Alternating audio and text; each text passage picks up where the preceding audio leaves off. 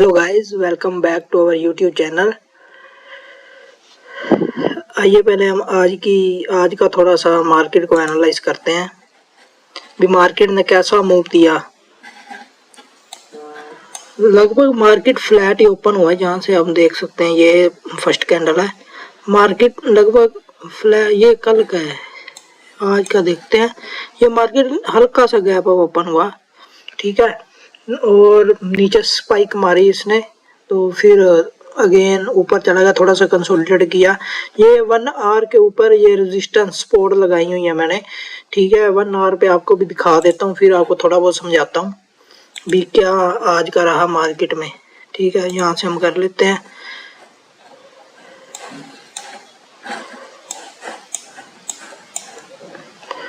यहाँ से आप देख सकते हैं, या सपोर्ट रेजिस्टेंस के ऊपर एक डेडिकेटेड वीडियो आएगी इन फ्यूचर, पहले हम डिस्कस करेंगे। आज की वीडियो में हमारा टॉपिक है आईपीओ एनालिसिस, जो कि डोम्स कंपनी का, प्राइवेट लिमिटेड कंपनी का आईपीओ प्री अप्लाई आईपीओ हो रहा है, ठीक है। उस पर आज हम वीडियो बनाएंगे। कल ओपनिंग है, लिस्टिंग 20 को होगी, कल ओपनिंग है डोम्स की आईपीओ की, तो उसको हम देखेंगे हमें इन्वेस्टमेंट अपना करना चाहिए कि नहीं, अप्लाई करना कि नहीं चाहिए कि नहीं। ये देखो सपोर्ट ले रहा था, इसलिए हमने यहाँ से एक सपोर्ट रेजिस्टेंस 1 आवर के टाइम फ्रेम पे बनाया है। 1 आवर पे हम टाइम फ्रेम के ऊपर रेजिस्टेंस क्यों लगाते हैं, क्योंकि इसमें हमें थोड़ा सा आइडिया ज़्यादा हो जाता है। जैसे ब्रेकआउट हुआ, माने चलो ये एक्सपोर्ट का ब्रेकआउट थोड़ा सा इसने नीचे दिया, तो देखो यहाँ कैंडल कितनी बड़ी नीचे आई, वहीं जाके रिवर्स कर गई, वहीं से जहाँ से पिछली बार रिवर्स किया 3 बार, ये यहाँ से आप देख सकते हो, ठीक है। आगे मैं 5 मिनट के टाइम फ्रेम पे आपको थोड़ा बहुत समझा देता हूँ जितने मेरे को नॉलेज है, ठीक है। यहाँ से एक बीरिश चैनल सा बन रहा था, थोड़ा सा राइजिंग वेज लगा लो आप जैसे, ठीक है। यहाँ एक छोटा सा डबल टॉप भी बना है, ठीक है। यहाँ एक ब्रेकआउट आया, रीटेस्ट का मौका नहीं दिया मार्केट ने, सीधा यहाँ तक टारगेट, फिर कंसोलिडेट किया, फिर नीचे ब्रेकआउट हुआ, यहाँ रीटेस्ट हुआ, फिर नीचे, यहाँ देख सकते हो। वही लेवल तक से मार्केट ऊपर उठा है, जहाँ 1 आवर टाइम फ्रेम में हमने सपोर्ट रेजिस्टेंस लगाई हुई है, वहीं से ब्रेक होकर मार्केट नीचे आया है, ठीक है जी। तो आइए हम वीडियो की शुरुआत करते हैं। आईपीओ एनालाइज डोम्स की कंपनी जो लिस्टिंग कर रही है, उस पे हम डिटेल में एनालाइज करेंगे अब भी हमें इन्वेस्टमेंट अपनी करनी चाहिए कि नहीं।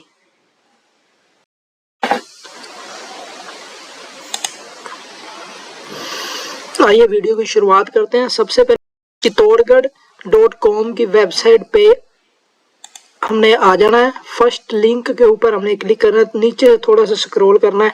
यहाँ हमें पता लग जाता है कि 2023 की लिस्ट मेन बोर्ड भी क्या क्या कौन सी कंपनी लिस्ट हो रही है, ठीक है। 13 दिसंबर को 2 हो रही है। इंडिया शेल्टर फाइनेंस, इसकी मेरे को थोड़ी सी नॉलेज नहीं है, ठीक है। ये फाइनेंस का काम करते हैं, ये भी हम थोड़ा बहुत आज जान लेंगे। मेन हमारा फोकस रहेगा डोम्स के ऊपर, क्योंकि हमने डोम्स को अपने लाइफ के स्टार्टिंग से हम डोम्स के यूज कर रहे हैं। डोम्स की पेंसिल्स हम यूज कर रहे हैं, ज्योमेट्री बॉक्स कर रहे हैं, स्टेशनरीज, आर्ट एंड क्राफ्ट का सामान डोम्स का यूज करते हैं। छोटे से होकर अब तक भी हमें कई बार जरूरत पड़ जाती है, तो हम डोम्स का भी यूज करते हैं। और भी बहुत कंपनी है, डोम्स के ऊपर हमारा विश्वास है, तो डोम्स के आईपीओ पे हम थोड़ा बहुत डिस्कस करेंगे, ठीक है। आईपीओ डेट दी हुई है 13 दिसंबर, तो 15 दिसंबर तक ये आईपीओ ओपन रहेगा, ठीक है। लिस्टिंग डेट यहाँ दी हुई है, बता देता हूँ। फेस वैल्यू 10 है, प्राइस बैंड 750 to 790, ठीक है। पर शेयर कट ऑफ प्राइस 790 होगा। लोट साइज, एक लोट में 18 शेयर होंगे, ठीक है। टोटल इशू साइज उन्होंने 1200 करोड़ उनका टारगेट है अभी इकट्ठा करना। ये शेयर आप देख सकते हैं कितने हैं, 1,51,89,873, ठीक है। फ्रेश इशू क्या है, जो उन्होंने फ्रेश इशू किए हैं, पहले इनकी आईपीओ से पहले एक प्रमोटर के पास 100% शेयर प्रमोटर के पास थे। अब जो शेयर वो आईपीओ के मिलेंगे, रिटेलर को मिलेंगे, हाई इंडिविजुअल नेटवर्क को मिलेंगे, ठीक है। स्मॉल एचएनआई को मिलेंगे, बिग एचएनआई को मिलेंगे, तो फिर उसके पास 75% अप्रोक्सीमेटली प्रमोटर के पास शेयर रह जाएंगे, ठीक है। ऑफर फॉर सेल 850 करोड़, 350 मिला के 1200 करोड़ उन्होंने किया है। ठीक है, share of 10 rupees, issue size, book build issue, IPO, employment discount, जो कंपनी के एम्प्लॉय हैं उनको 75 रुपीज पर शेयर पे डिस्काउंट मिलेगा। ठीक है, लिस्टिंग BSE NSE में हो रही है, बॉम्बे स्टॉक एक्सचेंज और नेशनल स्टॉक एक्सचेंज में, दोनों में हो रही है। ठीक है, शेयर होल्डिंग प्री इशू की अमाउंट देख सकते हैं, नंबर ऑफ शेयर देख सकते हैं, होल्डिंग पोस्ट इशू भी कितने रह जाएंगे। उसके बाद इन्वेस्टमेंट की हम डिटेल देखते हैं। रिजर्वेशन क्या है, QIB shares offered not less than 70%, retailer share offered not more than 10%। Retailers के लिए थोड़ा सा कम इन्होंने रिजर्वेशन किया है।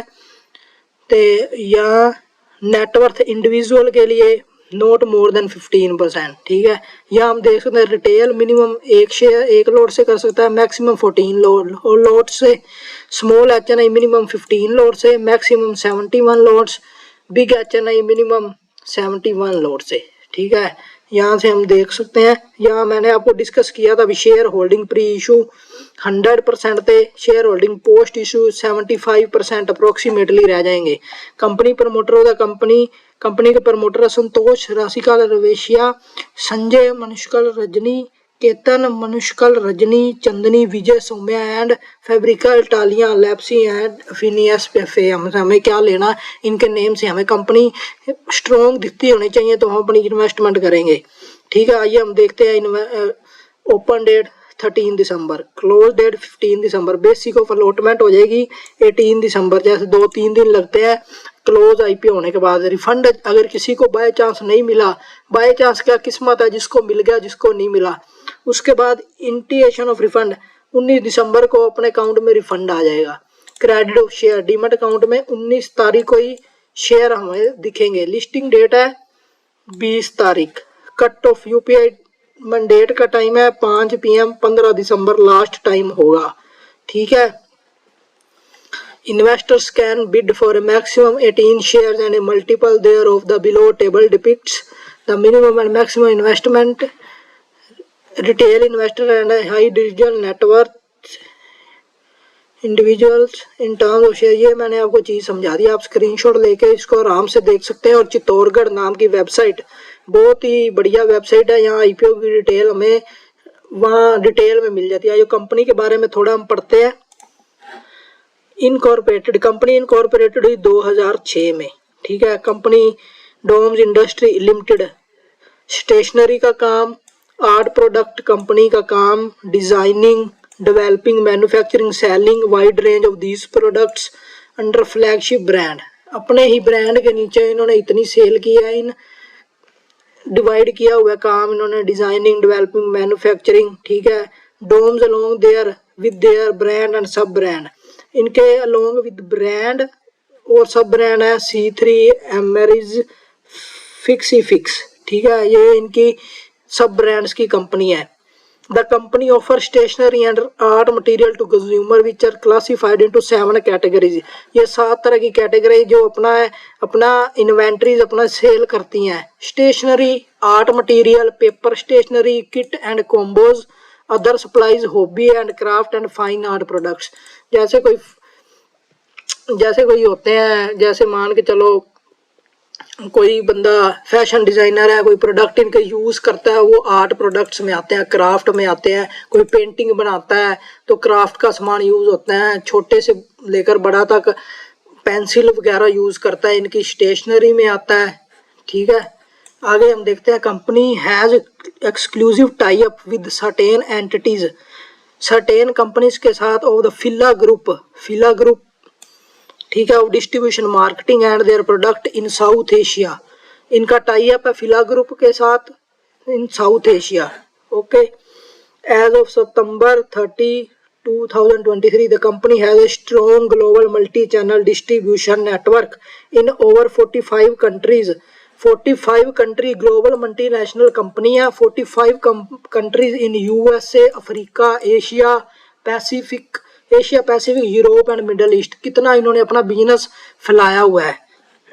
आगे बात करते हैं। Company operates 13 manufacturing facilities in Umbergaon, Gujarat spread over an area about 34 acres equipped with modern and automated production process. इन्होंने 13 मैन्युफैक्चरिंग फैसिलिटीज़ लगाई हैं इन अंबरगांव गुजरात स्प्रेड, और 34 एकड़ में इनकी जो मान के चलो मैन्युफैक्चरिंग कंपनी है, ठीक है। Equipped with modern automated production process, automatic इनको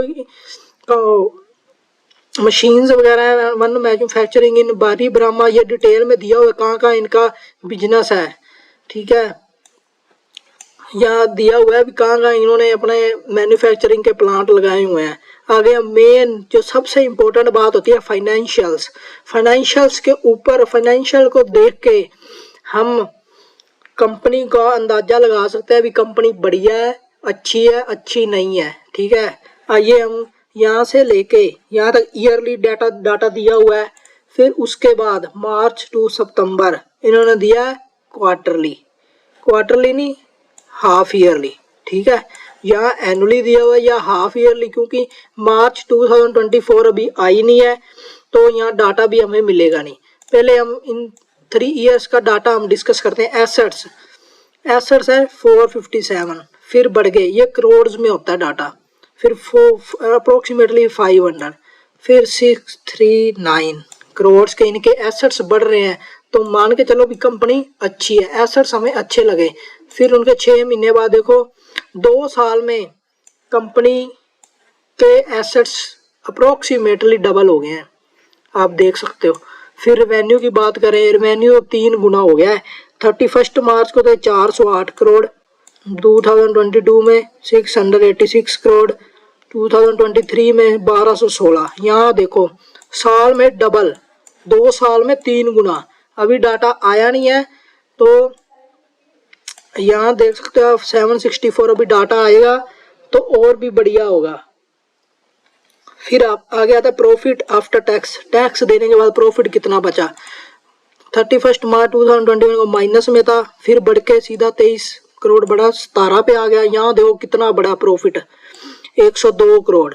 फिर अब ये भी बढ़ा ही है क्योंकि अभी डाटा आया नहीं है, कॉमन सेंस सी बात है। 73.91 नेटवर्थ भी इनकी बड़ी है, देखो आप देख सकते हो नंबर बढ़ रहे हैं तो समझो बड़ी है।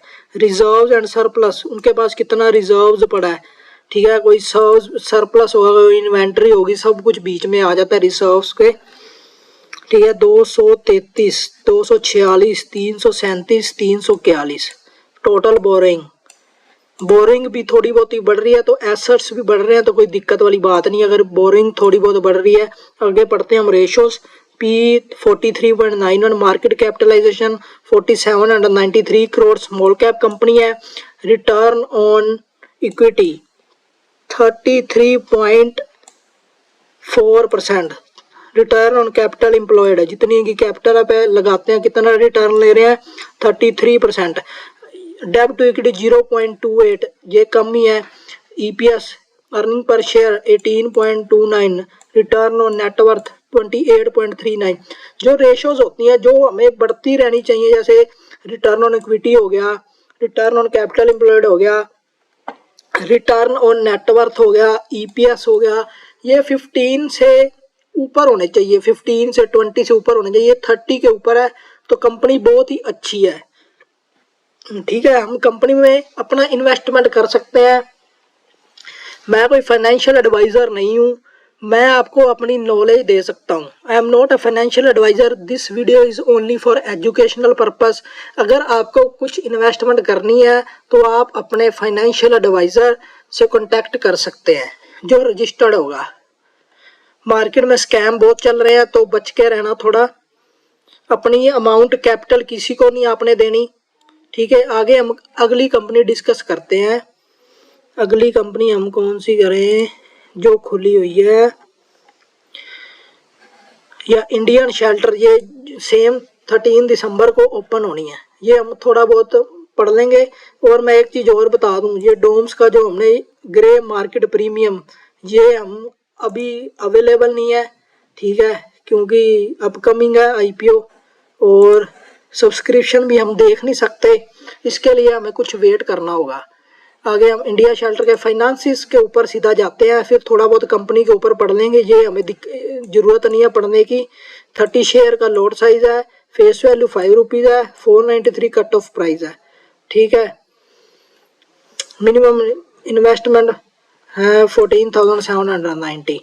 अगर कंपनी 1998 में हुई, Indian shelter finance corporation limited, previously known as Satya Prakash. जो पहले कंपनी का नेम था Satya Prakash housing financial India limited, engaged in the business of housing finance. The company provide loans for house construction. House construction के ऊपर loan देती है, extension देती है, रेनोवेशन पे देती है, परचेज और न्यू और प्लॉट के ऊपर। अगर मान के चलो commercial area, residential area, commercial में नहीं, रेजिडेंशियल एरिया के ऊपर, रेजिडेंशियल थिंग्स के ऊपर ये कंपनी लोन देती है।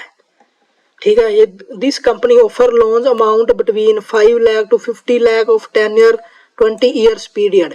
ठीक है, कंपनी लोन देती है 5 लाख से लेके 50 लाख तक, 20 ईयर का 10 ईयर पीरियड होता है। इस 20 ईयर के अंदर अंदर पेमेंट वापस हमें देनी होती है, वो ईएमआई बन जाती है। इंडियन शेल्टर है डिस्ट्रीब्यूटेड 5,500 करोड़ इन लोन्स।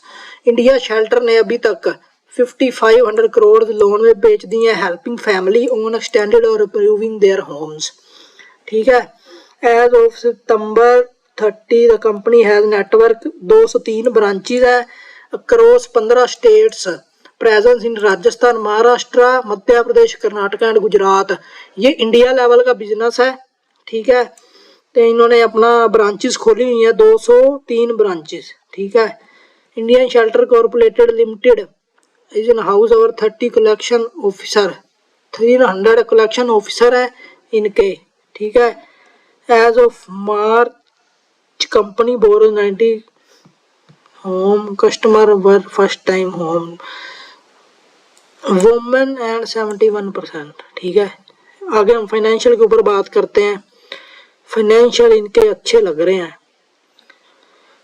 बड़ी कंपनी है ये, मिड कैप कंपनी है। जो स्मॉल कैप कंपनी होती है उनकी मार्केट कैपिटलाइजेशन 5,000 करोड़ के नीचे होती है। जो मिड कैप कंपनी होती है 5,000 से लेकर 20,000 करोड़ तक। जो लार्ज कैप कंपनी है 20,000 से ऊपर की कंपनी होती है। ठीक है, एसेट्स इनके बहुत बड़े हैं, 2-3 साल में दुगने ही हो गए, आप देख सकते हो। उसके मुकाबले डोम्स के मुकाबले तो बहुत ज़्यादा है ये वाले। रिवेन्यू देखो आप, रिवेन्यू तो इतना थोड़ा सा कम है एसेट्स के मुकाबले। प्रॉफिट आफ्टर टैक्स भी बढ़िया है, नेटवर्थ भी बहुत ज़्यादा है, सरप्लस बोरिंग बहुत ज़्यादा है, रिजर्व एंड सरप्लस बोरिंग बहुत ज़्यादा, इन्होंने उधार बहुत लिया हुआ है। ये कंपनी थोड़ी सी रिस्की है, डेब्ट टू इक्विटी 2.12, इस पे हमें बचना चाहिए मेरे हिसाब से, क्योंकि return on equity, return on net worth, capital employed दी नहीं हुई, 15 से कम है। ये कंपनी थोड़ी सी रिस्की लग रही है। ठीक है, पीई ठीक है, मार्केट कैपिटलाइजेशन भी ठीक है, लेकिन जो डेब्ट है ना, बोरिंग, ये ज़्यादा है। इस कंपनी में हमें बचना चाहिए थोड़ा सा। ठीक है, अगेन मैं आपको सलाह दूंगा, आप अपने फाइनेंशियल एडवाइजर के साथ सलाह करके, मशवरा करके, बात करके उसके साथ आप डिस्कस करो भी किस कंपनी में हमें अपनी इन्वेस्टमेंट करनी चाहिए। आने वाली वीडियो में, जो कि कल वीडियो आएगी हमारे यही यूट्यूब चैनल को सब्सक्राइब करें, बेल आइकन दबा दें, आपको नोटिफिकेशन आ जाएगा जब वीडियो पोस्ट होगी। नेक्स्ट वाली वीडियो में हम डेरिवेटिव फ्यूचर ऑप्शन की डिटेल्ड में वीडियो बनाएंगे, आपके साथ डिस्कस करेंगे।